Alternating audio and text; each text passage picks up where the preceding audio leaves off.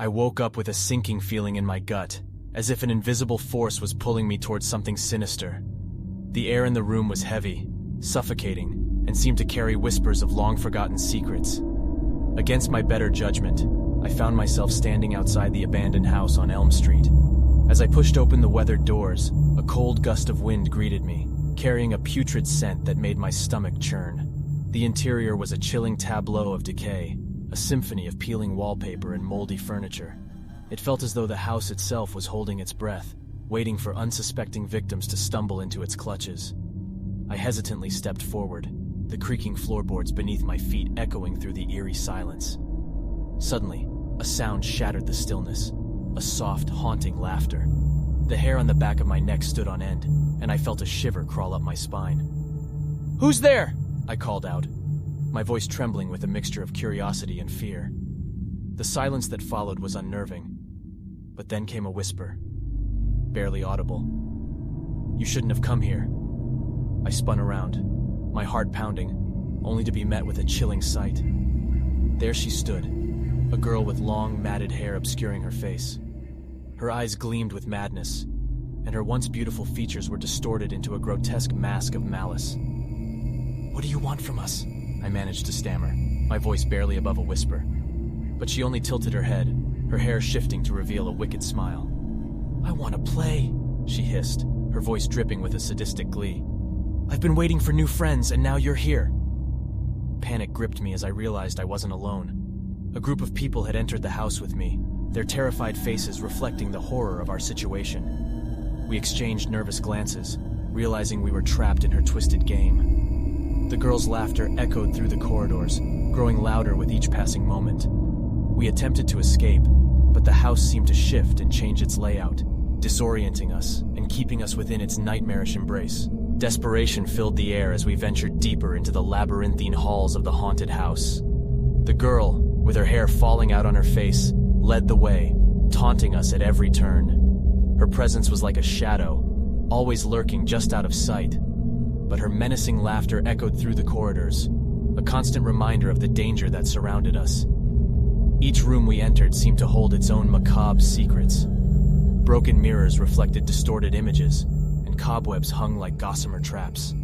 The atmosphere grew thicker, suffused with an otherworldly energy that made it hard to breathe. In the dim light, I caught glimpses of the girl's decaying flesh and her eyes, gleaming with an unhinged madness. Her voice carried an eerie sing-song quality as she spoke, her words dripping with malice. "You can't escape me. This is my domain, and you're all just puppets in my game." We tried to communicate, to devise a plan of escape, but the girl's presence seemed to muddle our thoughts. Fear gnawed at our sanity, driving some of us to the brink of madness. With each passing moment, the line between reality and nightmare blurred, and it became harder to distinguish friend from foe. As we stumbled through the labyrinth of fear, we encountered rooms that seemed to defy logic.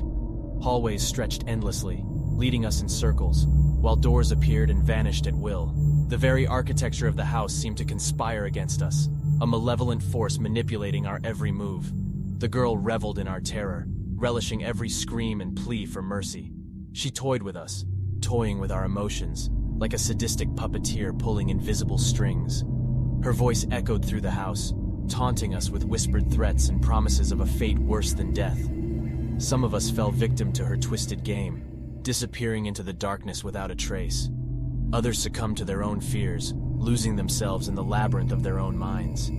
It became clear that survival hinged not only on evading the girl, but also on maintaining our own tenuous grip on reality. As the night wore on, it became apparent that we were trapped in a nightmare from which there was no waking.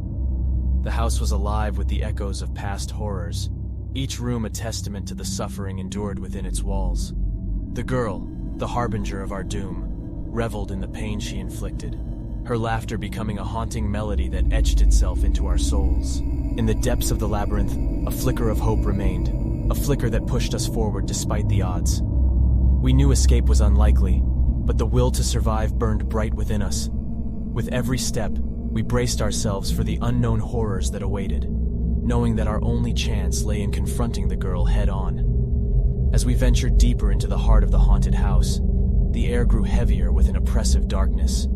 The halls twisted and turned like a malevolent maze, leading us towards an inevitable showdown with the girl who haunted our every step. The sound of her manic laughter echoed through the corridors, reverberating in our ears like a symphony of madness. We pressed on, our hearts pounding in our chests, determined to face our tormentor and find a way to break free from her clutches. Finally, we reached a chamber that seemed to pulse with an unholy energy. The room was adorned with sinister symbols etched into the walls, their meaning lost to time. In the center stood the girl, her presence emanating a palpable malevolence. Her hair fell out on her face, obscuring her features, and her eyes burned with a demented fire. "You've come this far," she hissed, her voice a chilling whisper that sent shivers down our spines. "But now, there's no turning back. You're mine." We stood firm, our resolve steeling against her menacing presence. It was clear that our survival depended on confronting the girl head-on, on facing the darkness within her and within ourselves. "Why are you doing this?" One of us mustered the courage to ask, their voice quivering with fear. The girl's eyes narrowed, a semblance of a smile creeping onto her twisted lips. "Because I am the embodiment of your fears, the manifestation of the horrors that lie deep within your souls. I thrive on your terror, and this house is my domain." Silence hung in the air as we processed her words. We realized that defeating her would require confronting the darkest aspects of ourselves, the fears and weaknesses that she preyed upon. In this final confrontation, we had to find the strength to overcome the haunting specters that held us captive.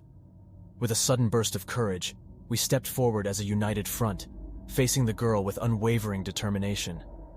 "We will not be your playthings any longer," one of us declared, their voice ringing with defiance. The girl's laughter echoed through the chamber, mocking our bravery. "You think you can defeat me? You're just pawns in my twisted game." But we refused to back down. We drew upon the flicker of hope that burned within us, igniting a fire that pushed us beyond our limits. As we confronted our fears head-on, the girl's power waned, her once menacing presence diminishing with each passing moment. Together, we mustered the strength to cast aside the shadows that bound us, to confront the girl's hold over the house. We unearthed ancient artifacts, whispered incantations, and banished the malevolent forces that had plagued us. With a final scream, the girl faded into the darkness, her presence vanishing like a ghostly apparition. The house trembled, as if relieved to be freed from her clutches.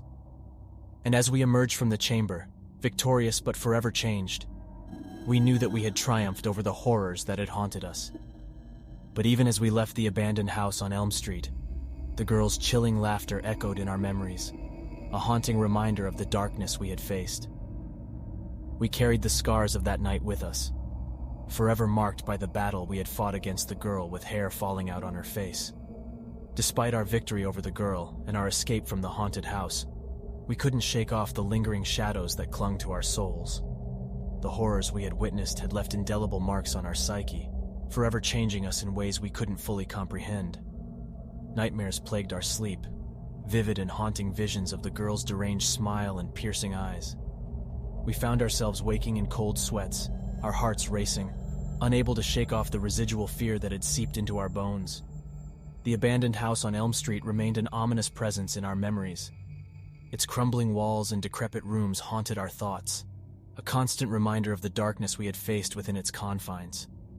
We vowed never to return, knowing that it held secrets too terrifying to be revisited.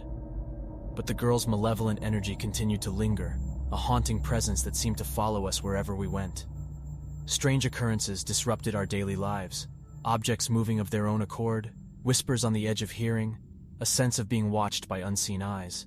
We gathered in small groups, seeking solace and understanding from one another. We shared our experiences, the nightmares that plagued our nights, and the unshakable feeling that the girl's influence still clung to us. In each other's stories, we found solace in knowing we were not alone in our haunting. Some of us sought answers in ancient texts and whispered legends, hoping to unravel the mysteries surrounding the girl in the house. We delved into the occult, searching for ways to cleanse ourselves of the residual darkness. But the more we discovered, the deeper the rabbit hole seemed to go, revealing a web of horrors beyond our comprehension.